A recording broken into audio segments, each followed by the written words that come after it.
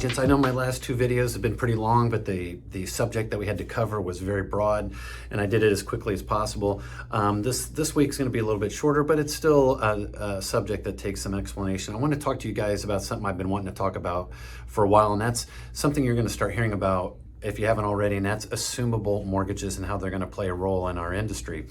Why are we talking about assumable mortgages? Anytime you have really low interest rates for a long time with a sudden increase in interest rates, assumable mortgages people are gonna start talking about that. So that's why you're hearing more and more about it. And let me run through a quick scenario of what a assumable mortgage would look like. You have a seller bought a home in 2019. They had a $100,000 mortgage. Now they're ready to sell. They owe $80,000. That's the balance on that loan. It went from 100 to 80, and they find a buyer, and that buyer is willing to pay $120,000 for it. So the buyer, if they're able to assume the mortgage, they take over that mortgage at the $80,000. So they are responsible for paying off the rest of that mortgage.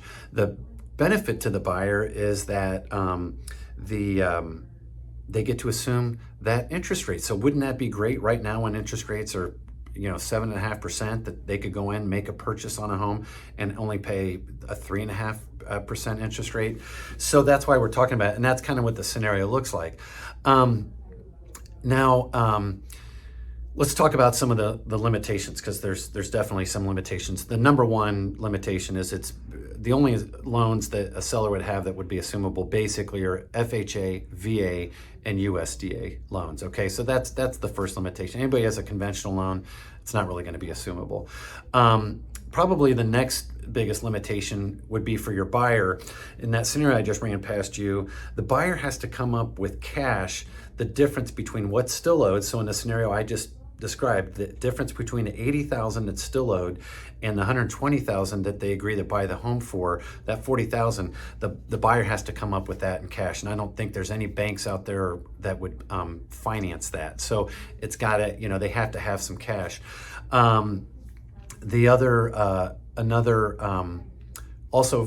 This would be specifically to FHA. So on an FHA, when it gets assumed, the seller, I did some research, the seller is still responsible for that loan until it's fully paid off.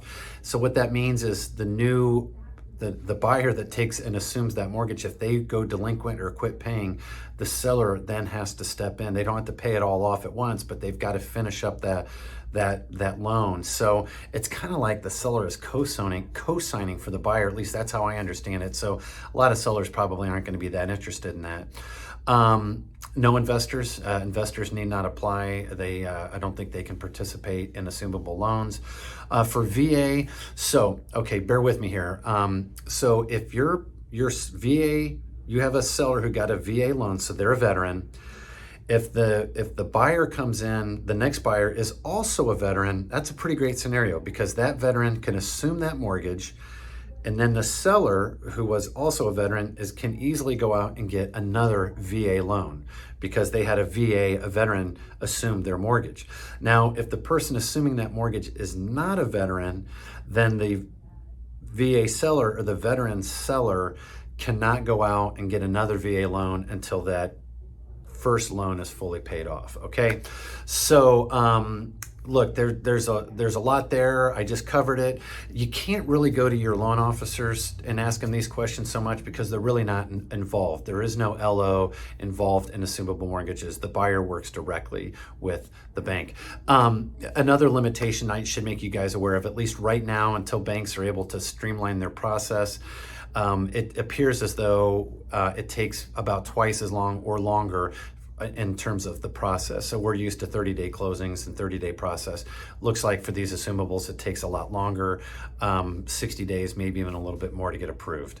Anyway, if you guys want to know more, grab a cup of coffee, meet me in the office, we'll talk about it, and I hope you found this valuable. We talked a little bit of why assumable loans are starting to be talked about, what an assumable loan looks like, and some of the restrictions or some of the contingencies involved with assumable mortgages. Okay, guys, let me know if you have any questions about that or anything else. Thanks. Bye.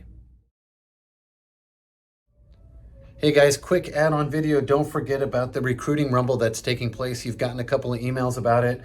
The lucky winner agent will not have to pay any monthly fees in 2024. So look into that. You can also look into this into the email below or the Facebook post wherever you see this video. And Danielle will have the rules and a little bit more explanation on it. All right, thanks guys.